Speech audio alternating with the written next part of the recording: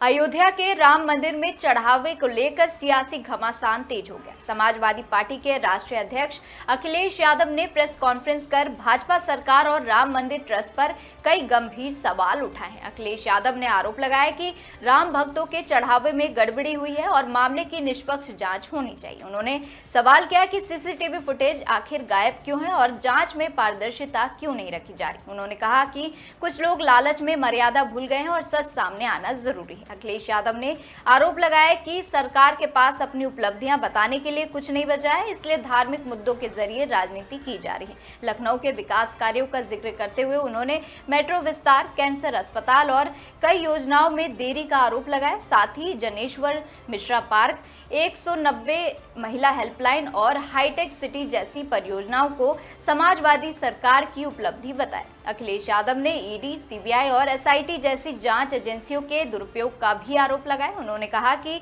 जनता सब देख रही है और इसका जवाब आने वाले चुनाव में देगी। लखनऊ में जो समाजवादी पार्टी ने काम किए हैं, राजधानी होने के साथ साथ राजधानी के हिसाब से और एक लखनऊ शहर अच्छा बने, उसके लिए समाजवादी पार्टी ने जो काम किए हैं और जो शुरू किए गए थे काम, जिनको बहुत पहले खत्म हो जाना चाहिए था, वो आज भी समाजवादी सरकार में काम हो रहे हैं और ये सरकार आज भी उसका उद्घाटन कर रही है। जिन कामों को 8 साल पहले शुरू हो जाना चाहिए था, हाल ही में आपने देखा कि सरकार, मुख्यमंत्री जी एक एटीआई की बिल्डिंग का उद्घाटन करने गए थे। Doctor Ram Manohar Lohia administrative training institute का चक गजरिया में, जो लगभग 9 साल पहले खत्म हो जाना चाहिए था, जिसका काम, जिसका उद्घाटन 8-9 साल पहले हो जाना चाहिए था, आज सोचिए कब हो रहा है। और क्या सरकार सुझाव दे रही है एडमिनिस्ट्रेशन का? शासन प्रशासन जब खुद ही अड़ंगा लगाएगा और जानबूझ करके अड़ंगा लगाएगा कि पुरानी सरकार का काम है, तो सफर करेगा ही करेगा स्टेट। तो अगर उन्होंने खुद अड़ंगा ना लगाया होता, जो दूसरों को राय सुझाव दे रहे थे, उन्हीं ने अड़ंगा लगाया, जिसकी वजह से अब जाकर के उद्घाटन हुआ इसका। ये एकाध ऐसे प्रोजेक्ट नहीं, न जाने कितने ऐसे प्रोजेक्ट हैं। राजधानी को समाजवादी पार्टी की सरकार में जोड़ा गया आगरा लखनऊ एक्सप्रेसवे से।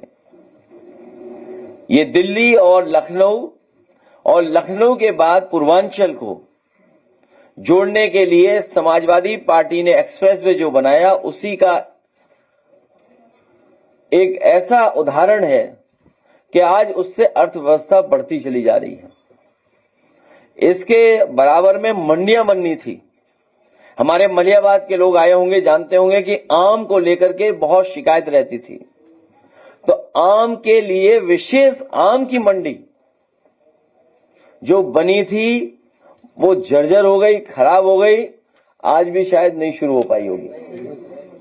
जो कोई देखने जाएगा वो खुद महसूस करेगा कि कितनी आधुनिक आम के लिए मंडी बनी थी। जो वहां के किसान हैं, जो बागान से जुड़े लोग हैं, बाग रखते हैं, उनको सहूलियत और सुविधा मिलती।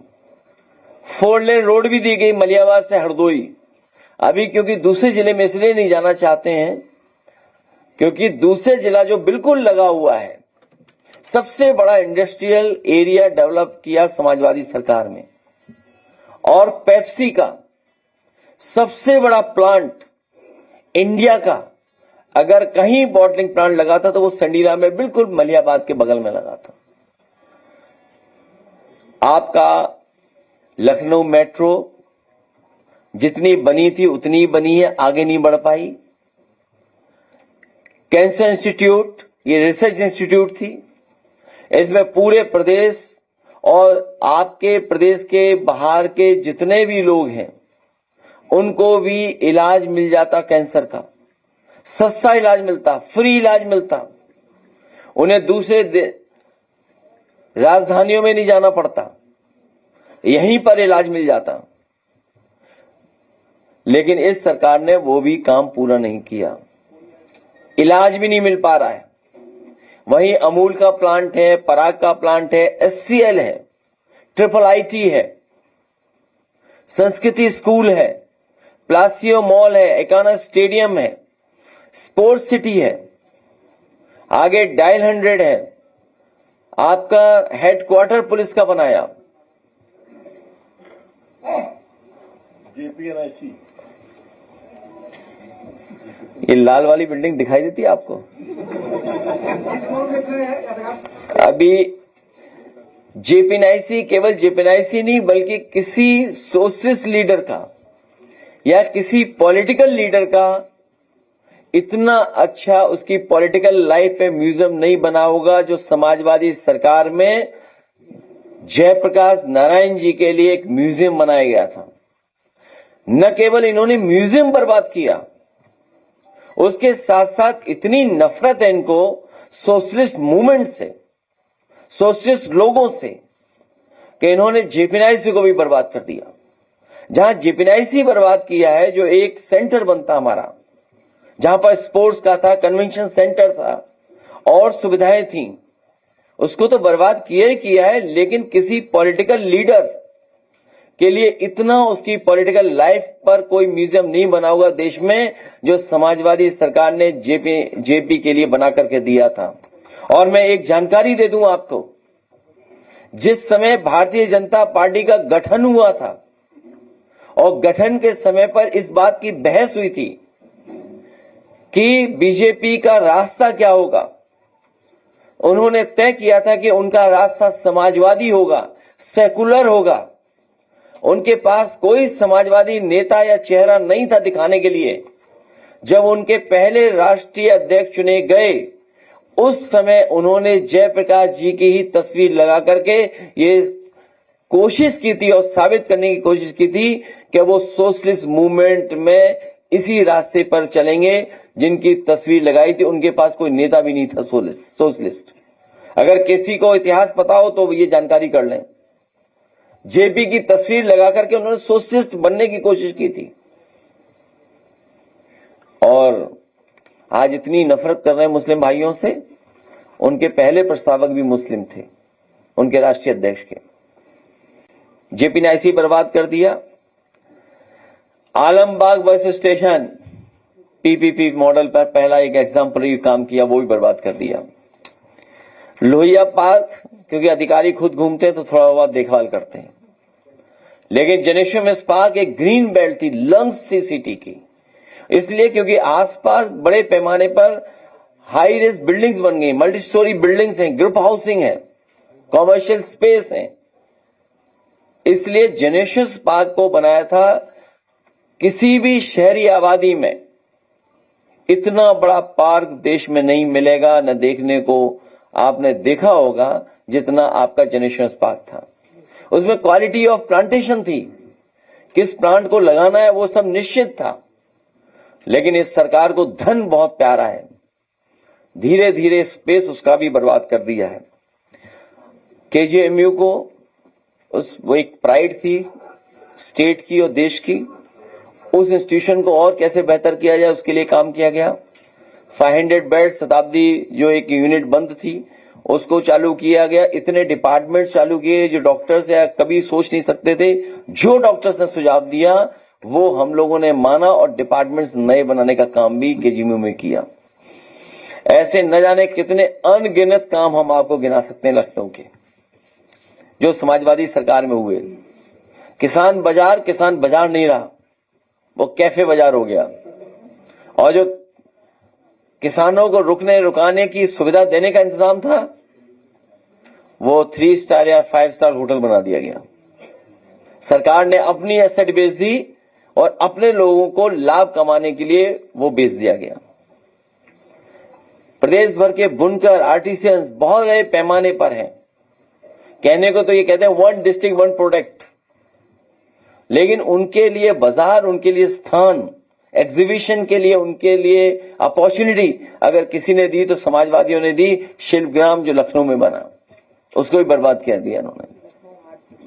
और वेदांता हालांकि इलाज महंगा है, लेकिन समाजवादी लोगों की वजह से ही आया मेदांता हॉस्पिटल। अंसल में जितना भी इन्वेस्टमेंट आ रहा है, हाईटेक सिटी, इंटीग्रेटेड टाउनशिप, जो अर्बन प्लानिंग की, अर्बन लिविंग को बेटर क्वालिटी की लाइफ दे, उसके लिए अगर किसी ने काम किया था तो समाजवादी सरकार ने आपकी ये हाईटेक इंटीग्रेटेड टाउनशिप बनाई थी। उसी का एक उदाहरण है कि इतने बड़े पैमाने पर इन्वेस्टमेंट वहां पर आ रहा है।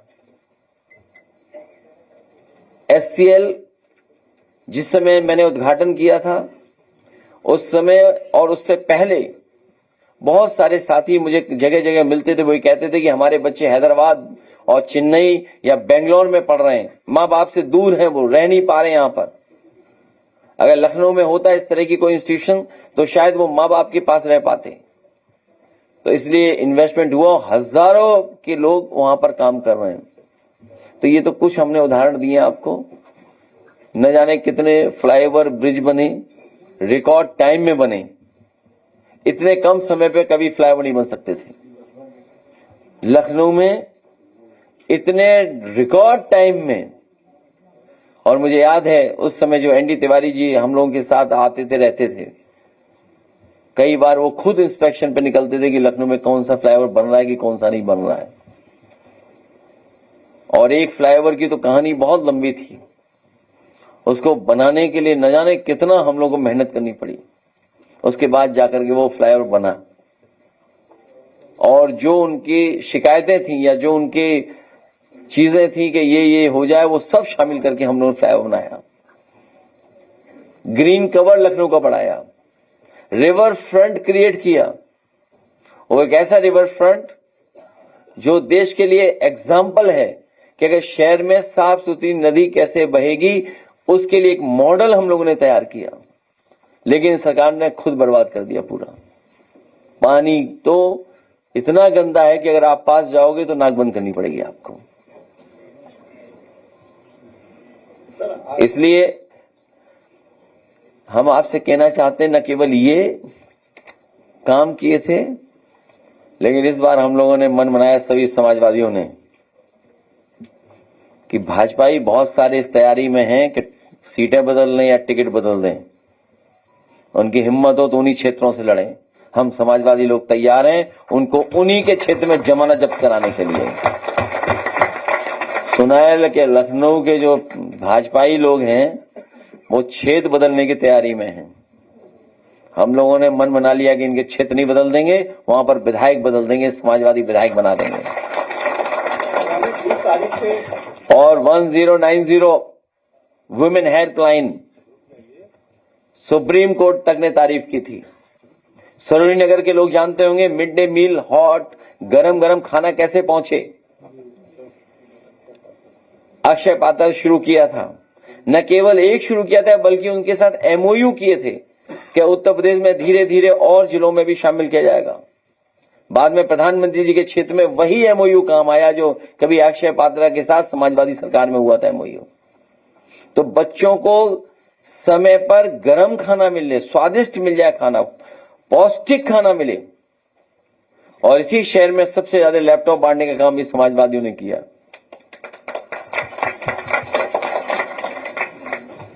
एकेटी यूनिवर्सिटी बनाई, हमारे जो पूर्व रहे राष्ट्रपति, उनके सम्मान में सबसे बड़ी यूनिवर्सिटी उनके सम्मान में कर दी। उस यूनिवर्सिटी को भी ये बर्बाद करना चाहते हैं बीजेपी के लोग। आज अखबार में पढ़ा कि देश में सबसे ज्यादा इंजीनियरिंग कॉलेज अगर कहीं बंद हुए तो उत्तर प्रदेश में बंद हुए, कि जब मुख्यमंत्री ही नहीं जानते क्या होता है इंजीनियर।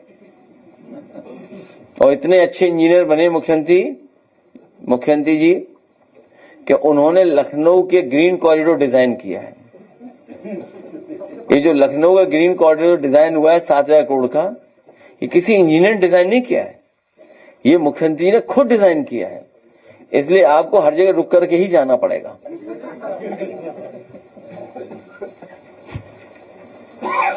सर, आगामी 20 तारीख से मानसून सत्र शुरू हो रहा है, इसमें कौन से मुद्दे ऐसे होंगे जिनको आप राष्ट्रीय स्तर पर ले जाएंगे? एक मुद्दा तो बहुत जरूरी होगा कि जिसमें पत्रकार साथी हमारे निष्पक्ष हों और जानते हुए भी चुप रहें। जानते हुए भी चुप रहते हैं, जानते हुए भी आंखें बंद कर लेते हैं। जो आस्था और हमारी श्रद्धा के साथ खिलवाड़ हो रही है, सब जानते हुए भी चुप हैं और राजनीति को समझ नहीं पा रहे हैं। पावर स्ट्रगल इतनी है कि एक दूसरे को नीचा दिखा रहे हैं और ये डबल इंजन चल नहीं रहे, डबल इंजन टकरा रहे हैं। डबल इंजनों में पावर स्ट्रगल चल रही है और ऐसी पावर स्ट्रगल कि उन्हें कोई श्रद्धा और आस्था से परवाह नहीं है। खजाना देख करके अंधे हो गए हैं लोग, भरा गए हैं बिल्कुल। वो एक कहावत नहीं, कनक कनक 100 गुना, क्या है वो, मादकता दिखाए। देखिए हमने तो बोला ही है, आप सब पढ़ रहे हैं, सब पढ़े लिखे लोग हैं। सोचिए आप क्या हालत है बताओ। और चोर को चोरी नजर आते हैं।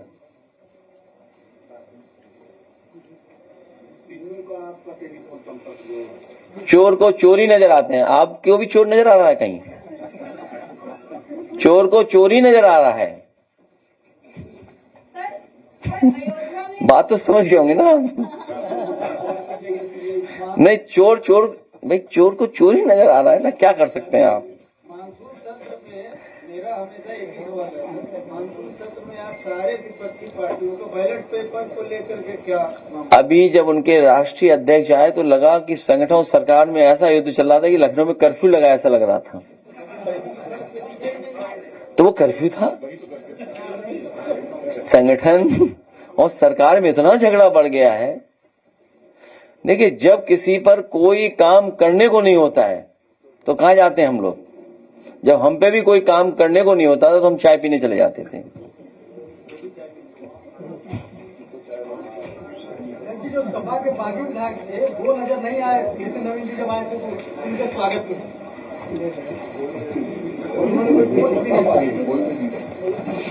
ये तो देखिए, ये कोई सवाल नहीं है। लखनऊ पूछो कोई सवाल बढ़िया, फिर नहीं तो आपको एक वीडियो दिखाएंगे अच्छा जेपीएनआईसी का। सर, अयोध्या में जब से झंडा चोरी हुआ है वहाँ के ई रिक्शा चालक और दुकानदार बहुत परेशान है कि उनकी कमाई बंद हो गई, वहाँ पर लोगों का जाना बंद हो गया। टूरिस्ट वहाँ बहुत कम जा रहे हैं और श्रद्धालु भी नहीं जा रहे हैं।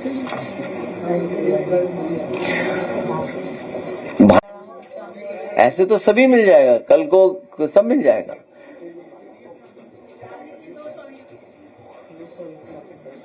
सोचिए, हम लोगों के लिए कहा जा रहा है कि हम लोग किस संपर्क में हैं।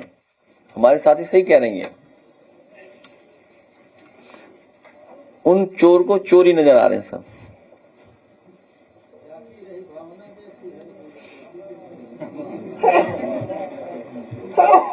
सर, हमीरपुर में सर 12 से किसी और बहुत दुखद घटना है, बहुत दुखद है।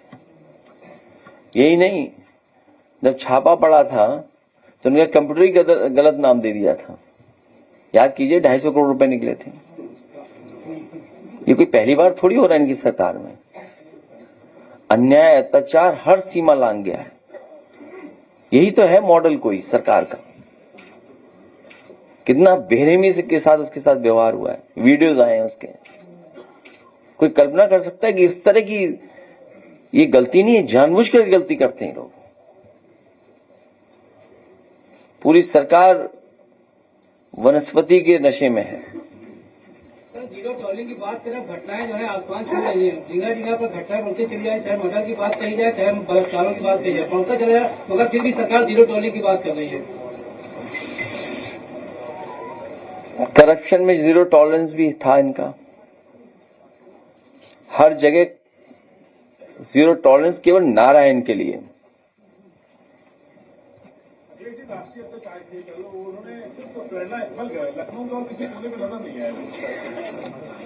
आपने कोई काम किया होता तो सरकार काम दिखाती सरकार, तभी मैंने लिस्ट आपको जारी की है।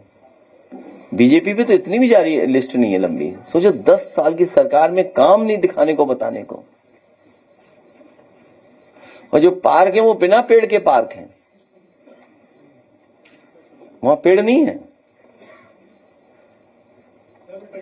अगले जी एक पत्रकार है मोहम्मद जाहिद अख्तर जी, उन्होंने एक किताब लिखी है युग पुरुष योगी, और उसमें उन्होंने कुछ अंदर की लाइनों में लिखा है कि योगी जो है अपने सरकार में जो चला रहे हैं सरकार, वो वेल कॉन्फिडेंस से चलाते हैं, और आप जो मुख्यमंत्री थे तो आप अपने शासनकाल में अपने कॉन्फिडेंस से नहीं चलाते थे सरकार। इसको क्या करें? मैं वो किताब आपको दे दूंगा।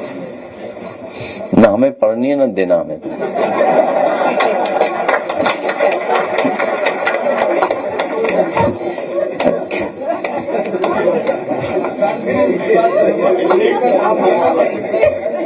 किस पे लिखे है ना किताब?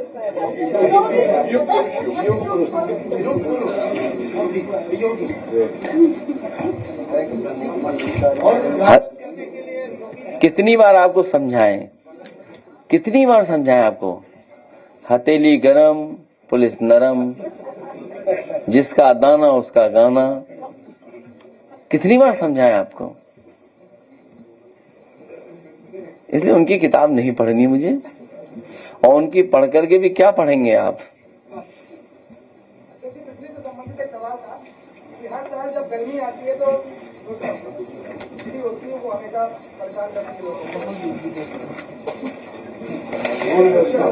ऐसा है, जो घटनाएं हुई हैं उसमें मैं तो ये कहूंगा कि संपूर्ण विश्व में राम भक्त संज्ञान लें जो हो रहा है, संपूर्ण विश्व के राम भक्त संज्ञान लें, दुनिया भर के सनातनी संज्ञान लें, अयोध्या के पूज्य साधु संत संज्ञान लें, माननीय सर्वोच्च न्यायालय संज्ञान लें, माननीय लोकसभा अध्यक्ष भी संज्ञान लें, उत्तर प्रदेश अयोध्या के नागरिक संज्ञान लें, समस्त पीडीएस समाज संज्ञान ले कि बीजेपी के लोग किसी भी सीमा तक झूठा प्रचार कर सकते हैं।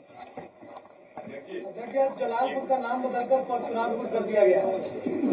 आप उनकी प्रेस कॉन्फ्रेंस मत जाना, नहीं नाम बदल करके यहां आओगे।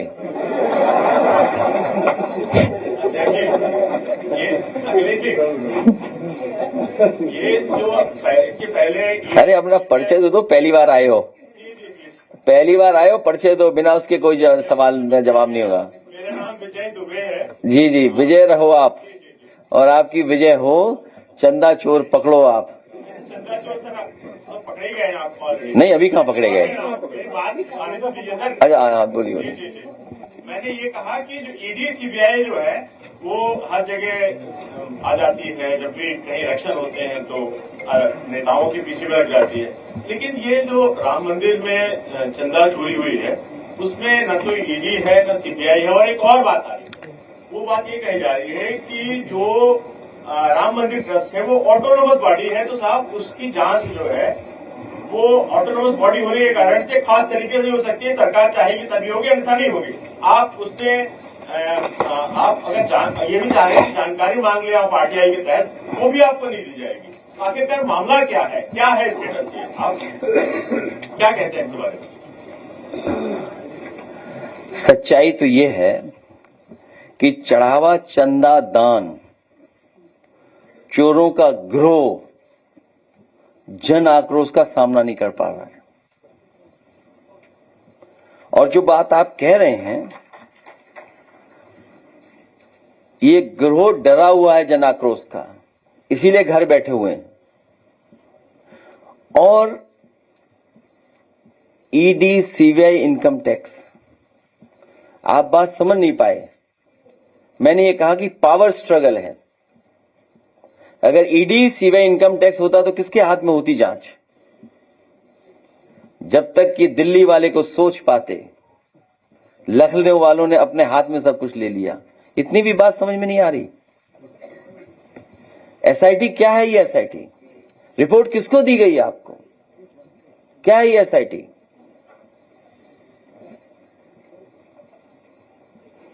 तो इतनी भी बात नहीं समझ में आ रही आपको। ईडी सीबीआई इनकम टैक्स होता तो किसके हाथ में होती जांच? और एसआईटी जांच हुई तो किसके हाथ में है? ये बात भी नहीं समझ में आ रही आपको। ये पावर स्ट्रगल की वजह से ये सब कुछ हो रहा है। और वो कहावत है ना, जो give a man power you know the character.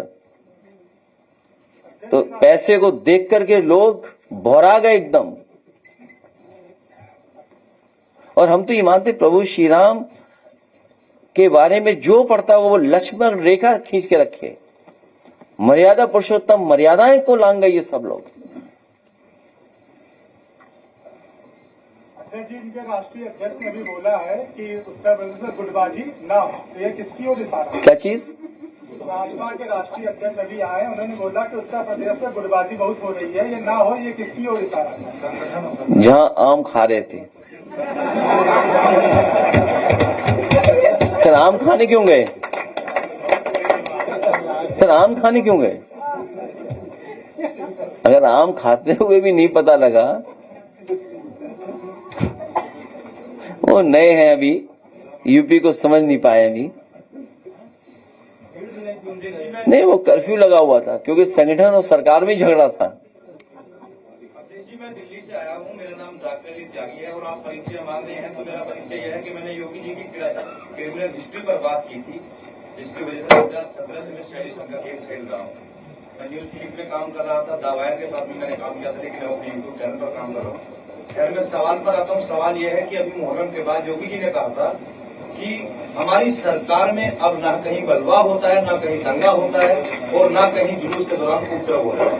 लेकिन मेरे पास क्या पूरे देश के पास में नेशनल क्राइम रिपोर्ट ब्यूरो का डेटा है, 2017, 18, 19, 20 मात्र 4 सालों में ही 29,738 उत्तर प्रदेश में दंगे और बलवे के केस दर्ज हुए। तो डेटा को भी एक्सेप्ट नहीं करेगी सरकार। अभी दिल्ली बनाम लखनऊ को आप किस नजर से देखते हैं? एनसीआरबी के आंकड़े बताते हैं और आंकड़े जो आप बता रहे हैं वो ही आंकड़े ठीक हैं। तो जब सरकार ही नहीं स्वीकार कर रही है और हमारे साथी हैं दाना गाना वाले, वो भी उनके खिलाफ नहीं है, तो सच कैसे जानेगी जनता? ये जो दाना गाना वाला मामला है, असली शिकायत हमें और आपको उन्हीं से करनी चाहिए। सर, पेट्रोल में एथेनॉल की जो मात्रा है लगातार बढ़ रही है, लेकिन सरकार करे की अफवाह है कि इसके पहले जिस प्रकार से गैस सिलेंडर की मारामारी थी उसको भी अफवाह बता, लेकिन उसको भी अफवाह बता रही गाड़ियों। अगर आपको याद हो, कुछ दिन पहले जब प्रेस में हम लोग थे, इस बात पर हम लोगों ने चर्चा की थी। और अगर एथेनॉल मिलाया जा रहा है तो कम से कम ऑटोमोबाइल कंपनियां ये कहें कि हाँ एथेनॉल इतना मिला सकते हैं। कंपनियां आखिरकार क्यों नहीं ऐड दे रही हैं?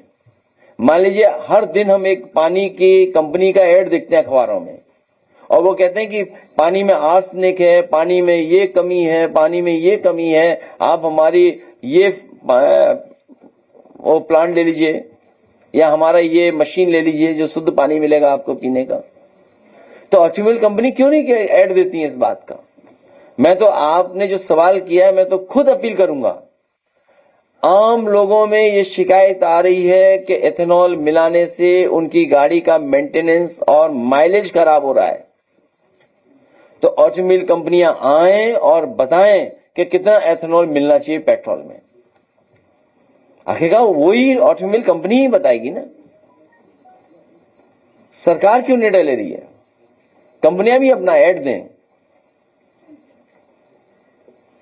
कि इथेनॉल के साथ माइलेज ये होगा। जब आए हुए थे लखनऊ में तो उनके कार्यकर्ता को हनुमान जी बनाकर उनके सामने लगाया जा रहा था। इसको हमसे मत बुलवाओ, हमसे मत बुलवाओ। अगली प्रेस कॉन्फ्रेंस हो, योगी जी से पूछ लेना आप क्या कहां से लाए थे आप हनुमान जी। भाई सरकार ही तो लाई होगी हनुमान जी को। हमें तो वो याद है कि जब पहली बार हेलीकॉप्टर से राम लक्ष्मण सीता अयोध्या गए थे, उसमें हनुमान जी नहीं गए थे। उसकी विशेष जांच होनी चाहिए, विशेष जांच होनी चाहिए उसकी कि आखिरकार हनुमान जी उसमें क्यों नहीं गए थे। हालांकि हनुमान जी तैयार बैठे थे, उसके बावजूद भी उन्हें हेलीकॉप्टर में नहीं ले गए। नहीं, कोई और बात थी उसमें। हनुमान जी शूद्र थे।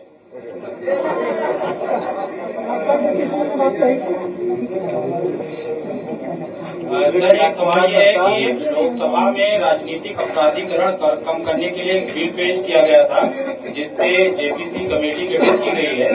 अब 13 तारीख को जेपीसी जो है अपना रिपोर्ट सुपुर्द करने जा रहा है और उसके ठीक बाद जो है मानसून सत्र शुरू हो जाएगा। क्यों इतना लंबा सवाल पूछ रहे हो? आपको अपने मुख्यमंत्री जी का नहीं पता? आते ही अपना केस वापस ले लिया। तो कोई भी मुख्यमंत्री आएगा तो सबसे पहले अपना केस वापस ले लेगा। इस कानून का क्या मतलब हुआ फिर?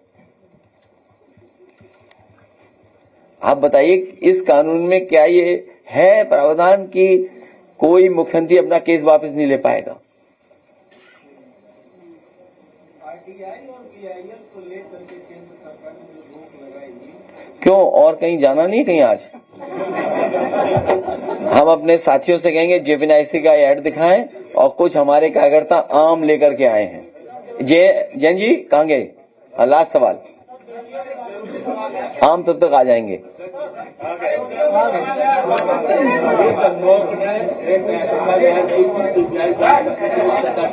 क्या चीज? हाँ हाँ,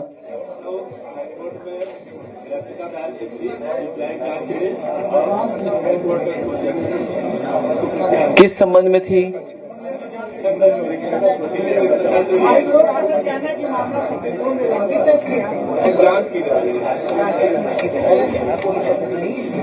अब इस पे कुछ नहीं।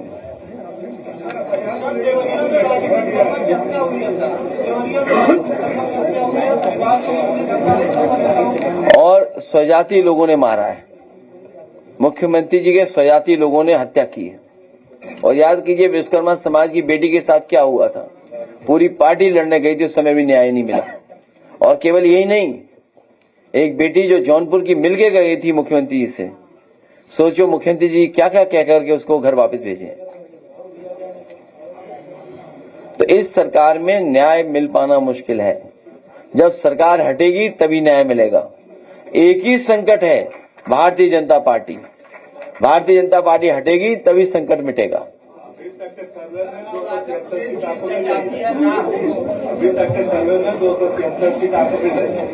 मैं कल रात सपने में ये देख रहा 270 सीट। सच में।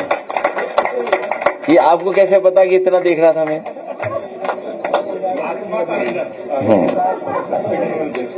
बीजेपी के लोग इतने घबराए हुए कि हम नवंबर में चुनाव नहीं करा पाएंगे। और सच्चाई ये है कि उत्तर प्रदेश की जनता बदलाव चाहती है। किसान को जो सुविधा मिलनी चाहिए वो सुविधा नहीं मिल पा रही है। खाद नहीं, डीएपी नहीं, कीटनाशक दवाइयां कितनी महंगी हैं, मक्का कहीं खरीद हुई नहीं। और आप जानकारी कर लें हमारे पत्रकार साथियों, पूरी मक्का भारतीय जनता पार्टी के नेताओं ने खरीद करके रेट ले लिया है। किसी भी किसान को जो रेट मिलना चाहिए वो नहीं मिला है।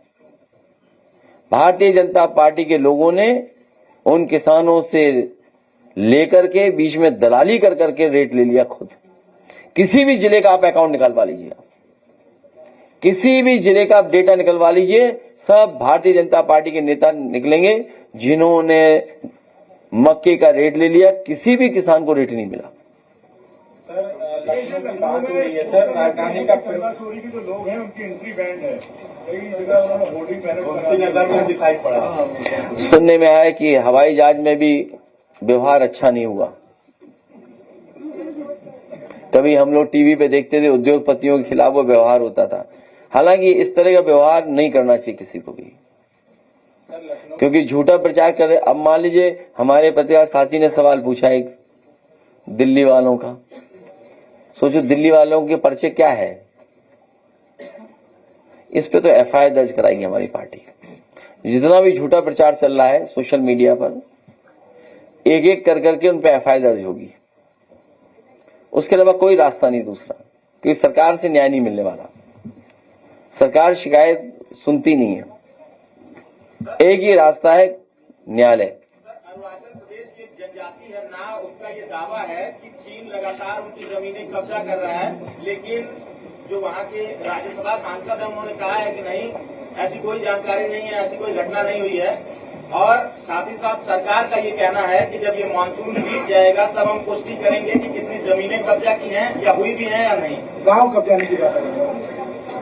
ये बहुत ही गंभीर सवाल है।